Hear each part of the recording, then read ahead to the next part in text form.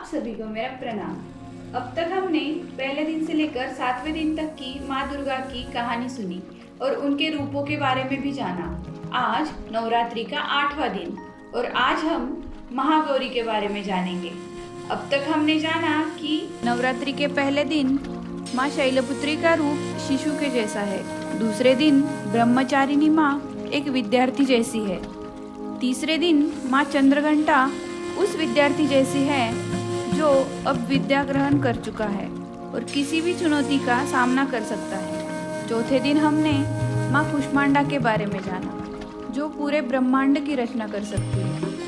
पांचवें दिन स्कंद माता के बारे में जो भगवान कार्तिकेय की माता है। छठे दिन कात्यायनी माता के बारे में जो स्वयं एक शक्ति है। सातवें दिन माता कालरात्रि के बारे में। इस रूप से हमें ये सीख मिलती है जो स्त्री एक ब्रह्मांड को रच सकती है वही समय आने पर उसका विनाश भी कर सकती है। इसी तरह आज हम महागौरी के बारे में जानेंगे। माँ दुर्गा ने ये रूप क्यों धारण किया ये जानने के लिए इस वीडियो को अंत तक जरूर देखना। तो चलिए शुरू करते हैं। दोस्तों, 5वें अवतार के बाद माँ दुर्गा स्कंद माता बनने के बाद अपने शक्तियों के उत्कृष्ट पद पर चली जाती है।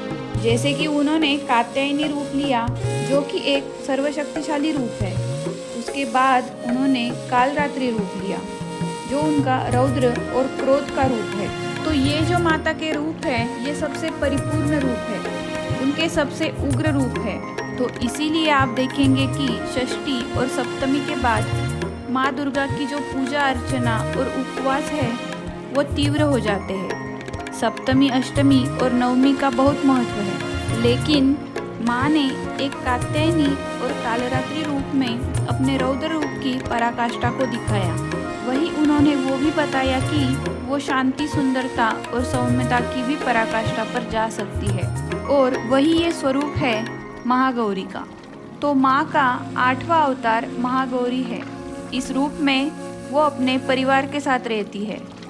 माँ का ये स्वरूप किसी भी स्त्री या पुरुष को उसके परिवार के सुख और उन्नति के प्रति जो उसके दायित्व है उसकी याद दिलाता है।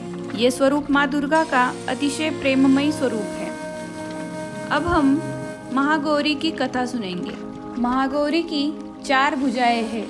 उनका वाहन ऋषभ है। इनके ऊपर के दाहिने हाथ में अभय मुद्रा और नीचे वाले दाहिने हाथ में त्रिशूल है। ऊपर वाले बाएं हाथ में डमरू और नीचे के बाएं हाथ में वर मुद्रा है।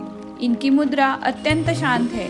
यही माँ गौरी देवताओं के प्रार्थना पर हिमालय की श्रृंखला में शाकंभरी के नाम से प्रकट हुई थी। एक कथा के अनुसार भगवान शिव को पति रूप में पाने के लिए देवी ने कठोर तपस्या की थी जिससे उनका शरीर काला पड़ जाता है।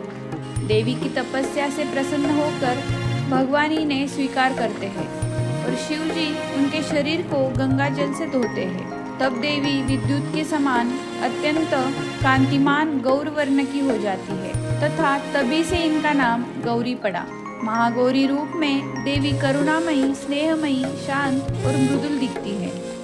देवी के इस स्वरूप की प्रार्थना करते हुए देव और ऋषिगण कहते हैं कि सर्व मंगल मांगल्ये शिवे सर्वार्थ साधिते शरण्ये त्र्यंबके गौरी नारायणी नमोस्तुते। महागौरी जी से संबंधित एक अन्य कथा भी प्रचलित है। एक सिंह काफी भूखा था। वह भोजन की तलाश में वहां पहुंचा जहां देवी उमा तपस्या कर रही होती है। देवी को देखकर सिंह की भूख बढ़ गई, परंतु वह देवी के तपस्या से उठने का इंतजार करते हुए वहीं बैठ गया। इस इंतजार में वह काफी कमजोर हो गया। देवी जब तप से उठी तो सिंह की दशा देखकर उन्हें उस पर बहुत दया आती है और माँ उसे अपनी सवारी बना लेती है। क्योंकि एक प्रकार से उसने भी तपस्या की थी, इसलिए देवी गौरी का वाहन बैल और सिंह दोनों ही है।